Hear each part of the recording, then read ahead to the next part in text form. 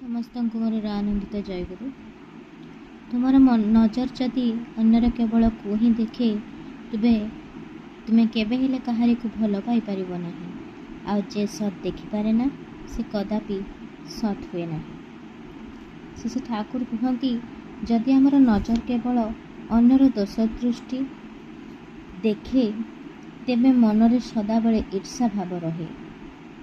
ଠାକୁରଙ୍କ ମତରେ କାହାରିକୁ ପ୍ରକୃତ ଭଲ ପାଇବାକୁ ହେଲେ ତାର ଭଲ ଗୁଣକୁ ଦେଖିବାକୁ ହେବ ଏବଂ ତାର ମଙ୍ଗଳ ଚିନ୍ତା କରିବାକୁ ହେବ। ଯେଉଁଠି କେବଳ ଦୋଷଦର୍ଶୀ ନଜର ଥାଏ, ସେଠାରେ ସ୍ୱାର୍ଥପରତା ବଢ଼େ ଏବଂ ନିଷ୍କାମ ପ୍ରେମ ବା ଭଲ ପାଇବା କେବେ ହେଲେ ସୃଷ୍ଟି ହୋଇପାରେ ନାହିଁ। ଯେଉଁ ବ୍ୟକ୍ତି ନିଜ ଭିତରେ ଥିବା ସତ୍ୟକୁ ମାନେ ପରମାତ୍ମାକୁ ଦେଖିପାରେ ନାହିଁ, ସେ ଜୀବନର ଅସଲ ସତ୍ୟରୁ ଦୂରେଇ ରହେ। ଯେ ବାହ୍ୟ ଜଗତରେ ମାୟା ଓ ପରଚର୍ଚ୍ଚାରେ ବ୍ୟସ୍ତ ରହି ସତ୍ୟପଥ୍ୟ ଦେଖିପାରେ ନାହିଁ, ସେ କଦାପି ଜଣେ ଶୁଦ୍ଧ ସାଧୁ ମଣିଷ ହୋଇପାରେ ନାହିଁ। ଉଦାହରଣଟିଏ ରଖିବା। ଶ୍ରୀକୃଷ୍ଣ ଥରେ ଦୁର୍ଯ୍ୟୋଧନକୁ ଜଣେ ଭଲ ମଣିଷ ଏବଂ ଯୁଧିଷ୍ଠିରଙ୍କୁ ଜଣେ ଖରାପ ମଣିଷ ଖୋଜିବାକୁ କହିଲେ।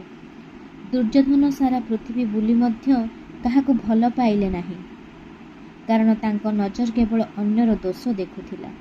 ଯୁଧିଷ୍ଠିର କାହା ମଧ୍ୟରେ ଖରାପ ଗୁଣ ଦେଖିପାରିଲେ ନାହିଁ, କାରଣ ସେ ସମସ୍ତଙ୍କ ଭିତରେ ଥିବା ସତ୍ୟ ଓ ଭଗବତ ସତ୍ତାକୁ ଦେଖୁଥିଲେ। ସେଥିପାଇଁ ସେ ନିଜେ ଧର୍ମରାଜ। ଆଉ ଗୋଟିଏ ଉଦାହରଣ ଦେଖିବା। ଶିଶୁପାଳ ସଦାବେଳେ ଶ୍ରୀକୃଷ୍ଣଙ୍କ ମଧ୍ୟରେ କେବଳ ଦୋଷ ଓ ନିନ୍ଦା ହିଁ ଦେଖୁଥିଲେ। ତାର ନଜର କେବଳ ନିନ୍ଦାରେ ବୁଡ଼ି ରହିଥିବାରୁ ସେ ଭଗବାନଙ୍କ ଅନନ୍ତ ପ୍ରେମର ସ୍ୱାଦ କେବେ ହେଲେ ପାଇପାରିଲା ନାହିଁ। ସତ୍ୟ ସାମ୍ନାରେ ଥାଇ ମଧ୍ୟ ସେ ଅହଙ୍କାର ଯୋଗୁଁ ତାକୁ ଦେଖିପାରିଲେ ନାହିଁ। ଜୟଗୁରୁ।